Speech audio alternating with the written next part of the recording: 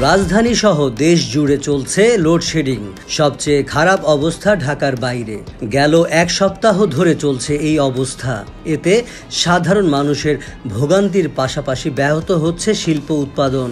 ভোর থেকে শুরু করে গভীর রাত পর্যন্ত দেশ জুড়ে যেন বিদ্যুৎ বিভ্রাটের মহড়া চলছে। প্রতিনিয়ত রয়েছে আসা যাওয়ার মধ্যেই।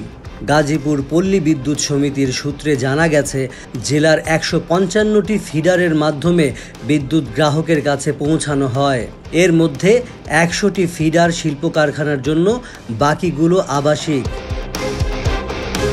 প্রতিদিন জেলার বিদ্যুতের চাহিদা রয়েছে ৬০০ থেকে ৬৫০ মেগাওয়াট, অথচ সরবরাহ হচ্ছে প্রায় অর্ধেকেরও কম। এতে ভোগান্তি পোহাচ্ছেন গ্রাহকরা। শুধু গাজীপুর নয়, রংপুর, ফেনী, দিনাজপুর, হিলি, নেত্রকোনা ও ব্রাহ্মণবাড়িয়া সহ সব জেলাতেই প্রায় একই পরিস্থিতি। একদিকে অসহনীয় গরম, অন্যদিকে বিদ্যুৎ বিভ্রাট। বিপর্যস্ত হয়ে পড়েছে জনজীবন। তৈরি পোশাক কারখানার মালিকরা জানান, নিরবিচ্ছিন্ন বিদ্যুৎ সরবরাহের অভাবে উৎপাদন খরচ বাড়ছে এবং সময় মতো পণ্য সরবরাহের আশঙ্কা তৈরি হয়েছে। জ্বালানি সংকটের কারণে চাহিদা অনুযায়ী বিদ্যুৎ সরবরাহ করা যাচ্ছে না বলছেন সংশ্লিষ্ট কর্মকর্তারা।